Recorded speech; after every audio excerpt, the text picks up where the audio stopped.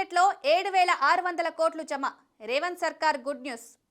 తెలంగాణ ప్రభుత్వం 2 లక్షల రూపాయల రైతు రుణమాఫీ చేసిన సంగతి తెలిసిందే. మొత్తం 3 విడతల్లో 2 లక్షల రూపాయల వరకు రుణాలు తీసుకున్న రైతుల అకౌంట్లలో డబ్బులు జమ చేశారు. మొత్తం 18,000 కోట్ల రైతుల ఖాతాల్లో జమ చేసినట్లు ప్రభుత్వ పెద్దలు వెల్లడించారు. అయితే అర్హతలు ఉన్న కొందరు రైతులకు రుణమాఫీ జరగలేదు.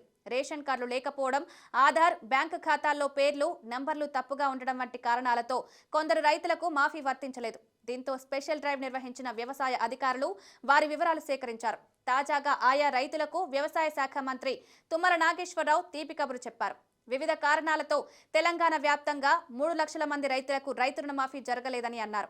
ఆయా రైతుల ఖాతాల్లో డబ్బులు జమ చేయనున్నట్లు వెల్లడించారు. కాంగ్రెస్ ఏడాది పాలనను పురస్కరించుకొని ప్రజాపాలన విజయోత్సవాలు నిర్వహిస్తున్నామని, అందులో భాగంగా ఈ నెల 30న పాలమూరులో రైతు పండుగ కార్యక్రమం జరపనున్నట్లు చెప్పారు.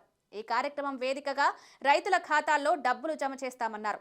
రంగారెడ్డి జిల్లా షాద్నగర్లో బుధవారం వ్యవసాయ మార్కెట్ కమిటీ నూతన పాలకవర్గ ప్రమాణ స్వీకార కార్యక్రమానికి ఆయన ముఖ్య అతిథిగా హాజరయ్యారు. తమది రైతుపక్ష ప్రభుత్వమని, అన్నదాతల సంక్షేమమే సీఎం రేవంత్ రెడ్డి చిత్తశుద్ధితో ఉన్నారని చెప్పారు.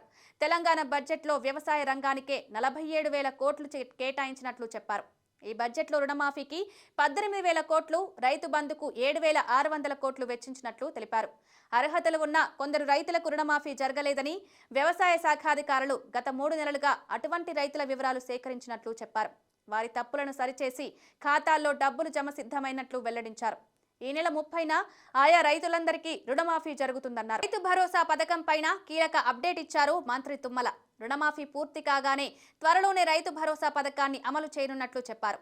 ఈ పథకం కింద ఎకరాకు 15,000 రూపాయలు పంట పెట్టుబడి సాయం అందించనున్నట్లు వెల్లడించారు.